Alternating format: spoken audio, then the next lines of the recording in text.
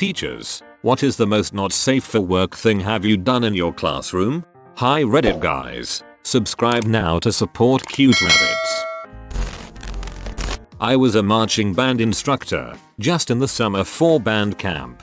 One of the kids was eating a bag of Skittles during a break and she asked me, "Do you want to taste my rainbow?" Without thinking, I blurted out, "Not until you're 18.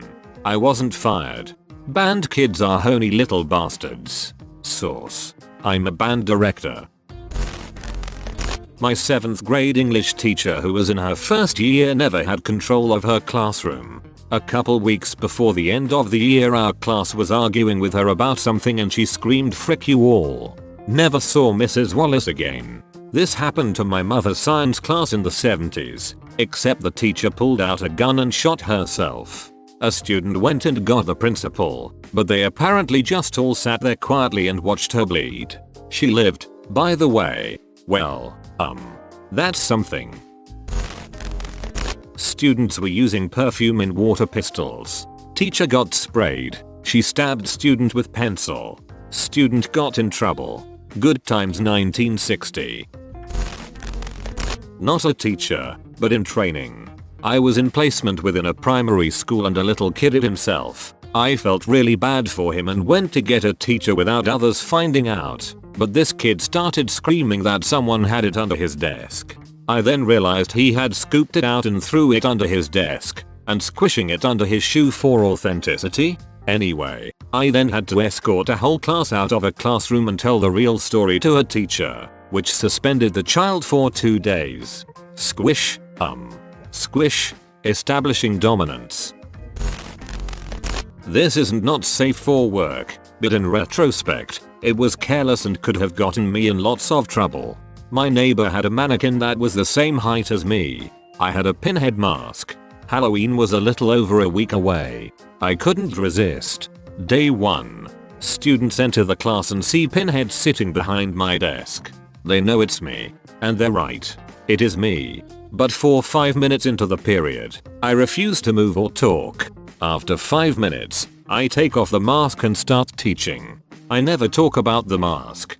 Day 2. Students enter and see Pinhead again, sitting at my desk. The bell rings and class begins. After a minute, I walk into the room and start teaching. Students get nervous and start looking at Pinhead, who is sitting at my desk. When they ask me about it, I refuse to acknowledge it. Focus on class, I yell at them. Day 3. Pinhead is still sitting at my desk. I am at the front of my class. As I predicted, students are now more courageous. They approach the mannequin and try to touch it. I preempt it by admitting that, yes, it's just a mannequin.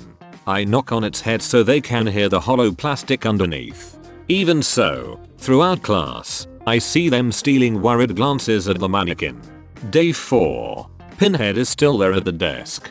I tell the students, "Sorry, I just haven't taken him home yet, since it's weird to leave the school with a life-size mannequin." We laugh. Day 5. Pinhead is still there. I tell my students that I'm actually quite enjoying his company. I make him a prop in my Spanish class, using him to model dialogue. "Oh, teacher, you're so quirky." Day 6. Mannequin Pinhead remains. I remind students that their chapter exam is in 3 days. That's on Halloween. They complain. Day 7. Pinhead still sits at my desk in the same position. Students are forgetting about him. Day 8. Pinhead is old hat now. Seriously, teacher, the joke is getting old. Day 9.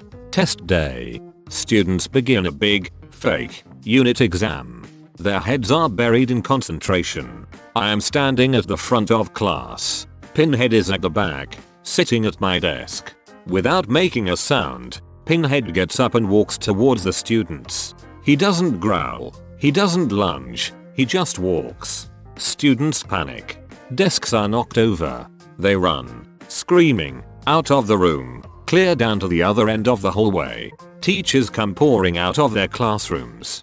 The principal and vice principal come running at full speed from the floor below. It is chaos. Absolute chaos. It's my favorite moment as a teacher. So in the last day, who's the Pinhead?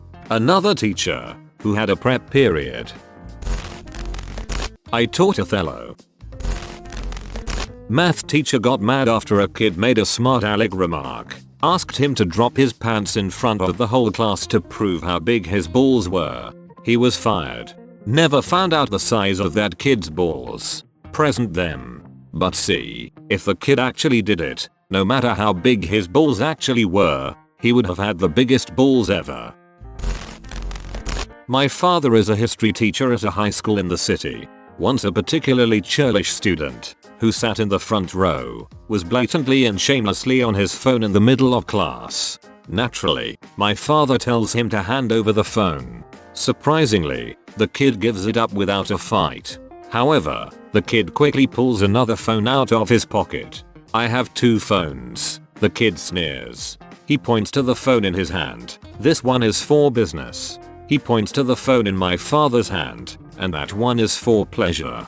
"Well then," my father says, "that explains why this one is on vibrate."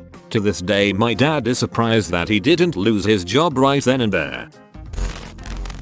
Teaching a science class about goats and sheep. To show the kids, middle schoolers and high schoolers, the animals up close, we planned on going to a livestock auction. To prep them for the auction, I told them to not point or raise their hands, because it was an actual auction and they might bid on the animal accidentally. For the respect of the community and business, they shouldn't do anything that looked like they were bidding. Then the questions came. What if we bid? Who would have to pay for it? What if I raise my hand to ask you a question? What if I think the animal is cute and bid on it? One kid wouldn't let it go, so I said, jokingly, "If you bid on any of the animals, I'll put you up for auction." Only African American kid in the class. Didn't get fired. Felt awful. It's a good thing our educational system is so witty, otherwise that kid might have known enough American history to be offended. I'm a student, but in my 7th grade English class my teacher's boob fell out of her dress when she bent to pick something up. The stuff of legends. Living the dream. I'd be fapping to that for years. I'm a little embarrassed to admit this, but here it goes. Sometimes after the droves of 14 and 15-year-olds shuffle back to their respective homes for the day, I take my shoes off and walk around the building in my socks. Well, I actually harassed my entire class. We were discussing captcha in regards to AI versus human intelligence and I made the mistake of using a captcha with a D. Flash forward to the middle of class where I'm asking one of my students, Jared, "You've seen many Ds before, but never this D. How do you know it's a D? Does it have some kind of D-ness? What makes a D, etc." At this point most of the class is laughing. Jared is very confused, and I'm just hating myself. Lesson learned. Do not discuss the D or its D-ness with undergraduates. My maths teacher took a ruler off a student who was annoying him with it, licked it then threw it out a window. The student then retaliated by grabbing the teacher's ruler and licking it.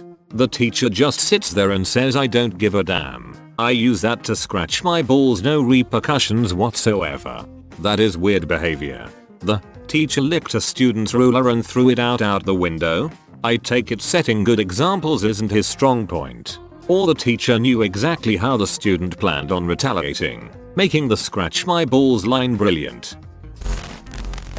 Okay, I'm not proud of this, but here we go. It was my first year teaching high school English to a bunch of thugs. I was only a few years older than some of them. Near the end of class 2 guys are arguing loudly and I tell them to knock it off. They ask me to settle their argument for them.